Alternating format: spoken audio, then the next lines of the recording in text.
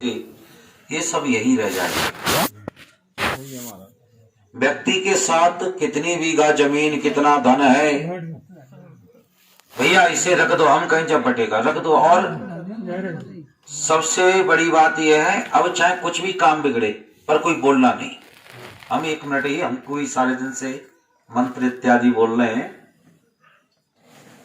आज जो हम कार्यक्रम कर रहे हैं जी अपने घर में कर रहे हैं और घर की तरह कर रहे हैं, शायद आप समझ रहे होंगे।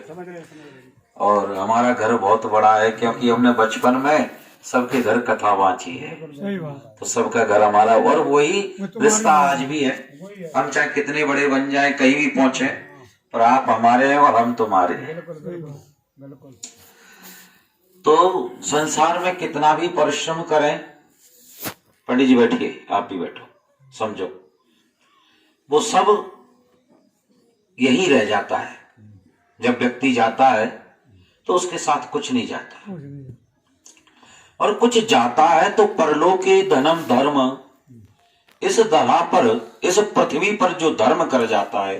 जैसे आज नगर भ्रमण करके आप आए, आप ये यज्ञ में शामिल हैं, जो भी आप इस शरीर से धर्म कर दोगे वही तुम्हारे साथ जाएगा। भगवान की सेवा अनेक प्रकार से होती है। तनस पवित्र सेवा की है। ये शरीर से कुछ नहीं होगा, कुछ नहीं बनेगा, एक दिन इसको जलना ही है। इसलिए शरीर से जितनी सेवा ले लो उतना ले लो। तो ये शरीर की शुद्धि कैसे होगी? घर में काम करने से नहीं, नहीं, तन पवित्र सेवा किए।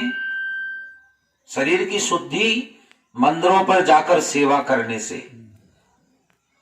और धन पवित्र कर दान, दान माने धर्म में लगाना। तो ये मन पवित्र कब होगा भाई? मन पवित्र हरि भजन सो।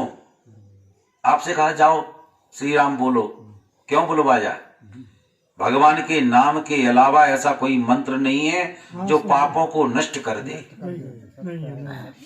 चाहे कितने ही मंत्र दिन भर बोले, पर जयकारा तो लगवाना पड़ता है अंतिम में। इसका मतलब भगवान की यज्ञ भी नाम के साथ ही पूर्ण होती है। तो तन पवित्र सेवा किए, धन पवित्र कर दान, और मन पवित्र हरि भजन सो होत त्रिविध कल्याण। 3 प्रकार से व्यक्ति का कल्याण होता है। इसलिए शरीर को मंदिर पर लगाना चाहिए, जब जब समय मिले तब तक भगवान का भजन करना चाहिए। और जो लगे कि अब हमारी गृहस्थी से ज्यादा भगवान ने हमको दे दिया, पहले तो बच्चों की पूर्ति करो खूब, और उसके बावजूद भी लगे कि खूब परमात्मा ने दे दिया, संपन्न हो गए हम, खूब चकाचकन आ जा रहा है, तो धर्म में 2-4 रुपये लगाते रहना। धर्म क्या है? धर्म लक्ष्मी के 4 बेटा हैं। सबसे बड़ा है धर्म, दूसरा है अग्नि, तीसरा है राजा, और सबसे छोटा है चोर। चोर भी और कोई अलग नहीं है। जो धन किसी को नहीं बताते वो चोर को पता लग जाता है, वो ले जाता है। जो व्यक्ति धर्म नहीं करते उनके घर लक्ष्मी मैया के 3 पुत्र जाते हैं। भाई लक्ष्मी है भगवान की पत्नी, वो तुम्हारे घर नहीं रह सकती, थोड़ी देर के लिए आई। नहीं, ये बताओ कितनी साल फसलें बेच ली, लक्ष्मी लाते हो कहां चली जाती है? वो तो जहां जिसकी पत्नी है, पत्नी तो पति के साथ ही अच्छी लगती है। तो लक्ष्मी मैया थोड़ी देर के लिए तुम्हारे घर आई, तुम्हारे यहां से दूसरी जगह पहुंची, तीसरी जगह पहुंची, ये कहीं भी नहीं है, वो भगवान के साथ रहती है। जो लोग धर्म नहीं करते हैं तो उनके घर लक्ष्मी के 3 पुत्र आ जाते हैं। अग्नि, कम शब्दों में सुना रहे हैं क्योंकि समय बहुत हो गया। अग्नि माने जो धर्म में नहीं आएंगे, चंदा नहीं देंगे, मंदिर नहीं आएंगे, तो समझना फिर लड़ाइयां चालू हो जाएंगी। अग्नि माने क्रोधित हो जाना, और फिर क्रोधित होके क्या होगा? कोट खजाने इत्यादि में पैसा जाएगा सरकारी। राजा माने सरकार, और इन सब से भी बच जाओगे। धर्म न करोगे तो एक ना एक दिन किसी न किसी प्रकार से चोर चुरा ले जाएगा। तो ये 3 प्रकार की घटना ना होवे तो लक्ष्मी के बड़े पुत्र को अपने जीवन में अपना लेना चाहिए। क्या? धर्म को। संसार में हर व्यक्ति सुखी रहना चाहते हैं, तो धर्म की शांति चाहते हैं सब लोग। तो धर्म की 13 पत्नी हैं, और जो व्यक्ति धर्म करते हैं वही शांत, उनके घर में ही शांति आ सकती है। क्यों? क्योंकि धर्म की पत्नी है शांति।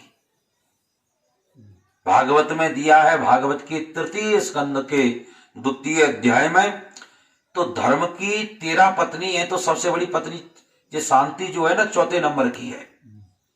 तो धर्म की पहली पत्नी कौन सी है? श्रद्धा। दूसरी है दया, तीसरी है मैत्री, और चौथी है शांति। तो धर्म कैसे करना चाहिए? अब जी आया नियम।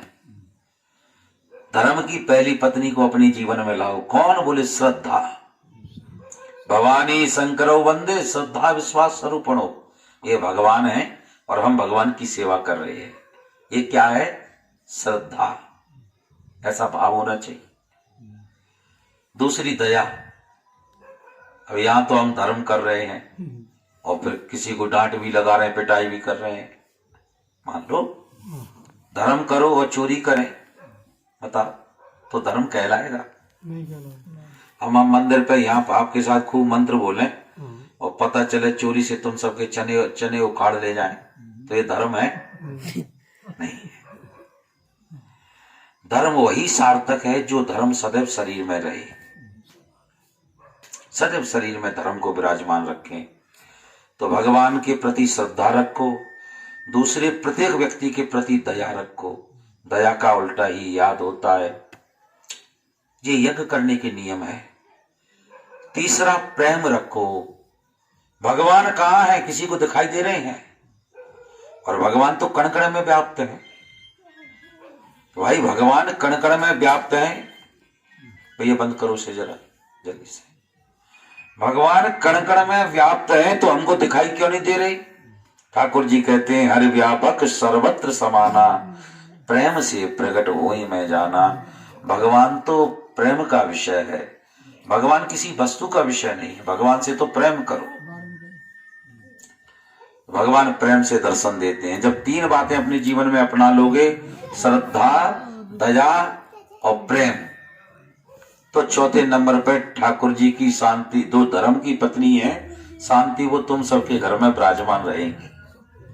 और मानव जीवन का लक्ष्य यही है कि सब लोग भगवान का भजन करें, और सबसे ज्यादा आप लोग गौओं की सेवा तो करते ही हो, गैयाओं की सेवा बहुत करो। देखो हमारी गौशाला है पाटी गांव में, अनाथ 100 गौ माताएं इस समय जो किसान भगाते हैं, ऐसी गौ माताओं को हम पालते हैं।